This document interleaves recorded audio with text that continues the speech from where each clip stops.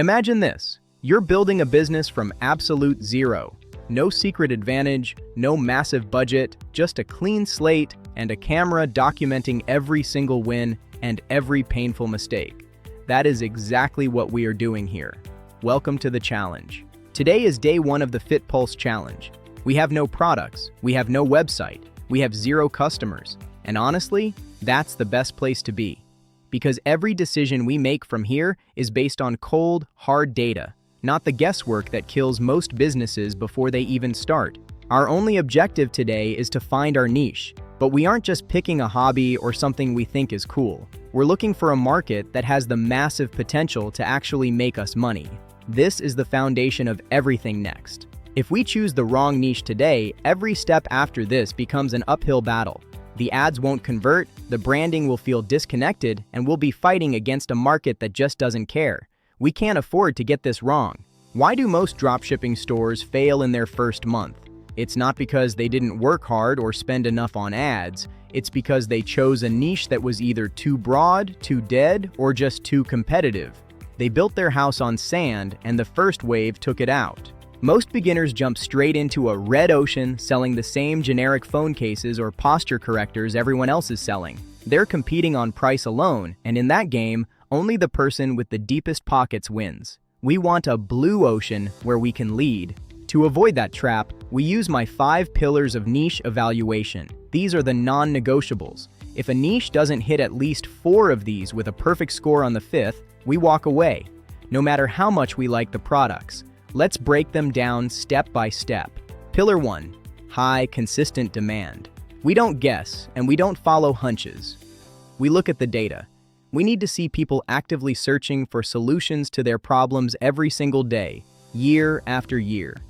We want a mountain range, not a spike. To find this demand, we use the research stack, Google Trends for the macro view, Amazon bestsellers for what people are actually buying right now, and keyword tools to see exactly what questions they are asking. Data is your only true competitive advantage on day one. Ask yourself this: are people searching for this because they want it or because they need it? Needs build empires that last for decades. Wants build fads that vanish in months. Which one are you planning to chase? One pays for a week, the other pays for a lifetime. Pillar 2, healthy competition. If there's zero competition, there's usually zero money. We want to see other people making sales, but we want to see where they're falling short.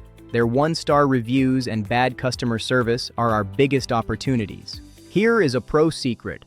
Go to the meta ad library. Search for your niche. If you see dozens of brands running ads for months at a time, that's a green light. It means the market is profitable. If the ads are old and dead, that's a warning sign you can't ignore. The biggest mistake beginners make here? Copying the biggest competitor exactly. Why would a customer buy from your new store instead of the brand they already trust? You have to find the gap they are ignoring and fill it better than they ever could. Don't fall into the passion trap. Just because you love collecting vintage stamps doesn't mean there is a massive market for it. Passion without demand is just an expensive hobby. We are here to build a business, and that means following the money first, passion second. Pillar 3, problem-solving potential. It is 10 times easier to sell a solution than a nice-to-have item. When someone is in pain, figuratively or literally, they buy faster, they complain less, and they value your brand more because you helped them. Take this simple massage ball. It's not just a piece of rubber. To someone with chronic back pain, it's 10 minutes of relief and a better night's sleep. That is a product with high perceived value because it solves a real physical problem. That's what we want. Perceived value is everything. A generic ball is $5. A professional trigger point therapy tool is $50. The product is the same, but the problem it solves and how you talk about that solution is what allows you to charge premium prices and build a real margin. Pillar 4, passionate buyers. Think about hobbies. People who love their pets, their cars, or their fitness will spend money they don't even have to get the best gear. These are irrational buyers who are emotionally invested in what you're selling. You want customers who come back again and again. Passionate niches have the highest lifetime value. One sale is a start. 5 sales from the same person over a year is a real, sustainable business.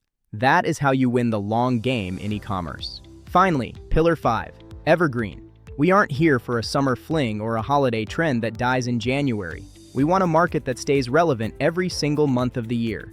Fitness is the definition of evergreen because health is never out of style. Don't get caught in the trending trap. Just because something is viral on social media today doesn't mean it's a niche you should bet your future on. It's a moment, and moments pass. We're building a monument that stands the test of time. A lot of people say the fitness market is too saturated. I say that's a myth. It's not saturated, it's sophisticated. That just means you can't be lazy. You have to be better, sharper, and more focused on the customer than the tired brands that have been there for years. Watch how I do this. I take 3 ideas, say pet grooming, beauty tech, and fitness. I score them 1 to 10 on every one of my 5 pillars. The winner becomes the absolute focus. For us, fitness is consistently hitting 9s and 10s across the board. It's the clear path forward. But we don't just stop at fitness. We dig deeper. Look at sub-niches, yoga for seniors, high-tech recovery for marathon runners, or minimalist home gym gear for apartment dwellers.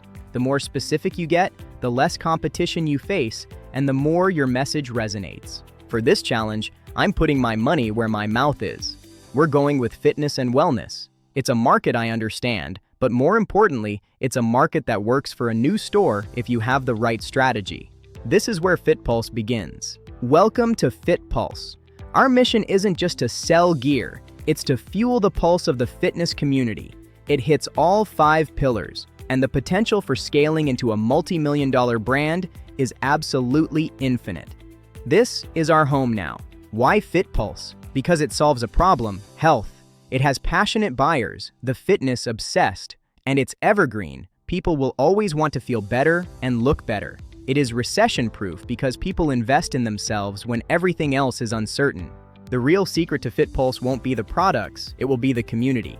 We aren't just building a store, we're building a tribe. When people feel like they belong to your brand, they don't just buy, they advocate. That is how you build a moat around your business. Beginner mistake number 2, building a Me Too store. If FitPulse looks just like every other generic fitness store on the internet, we've already lost. We have to have a unique angle and a unique voice from day one. And that is exactly what we are going to build. What if we're wrong?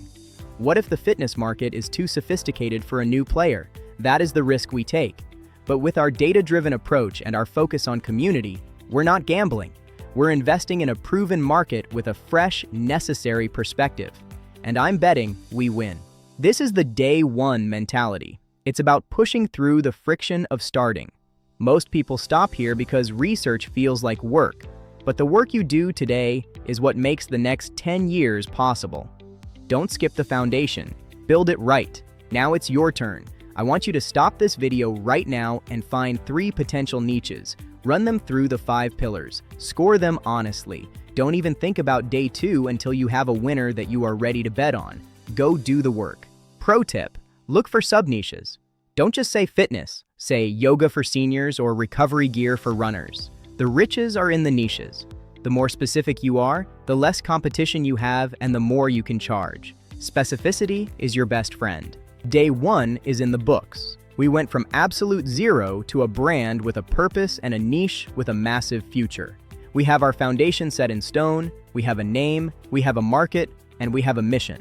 Tomorrow we start building the walls. Tomorrow the real fun begins.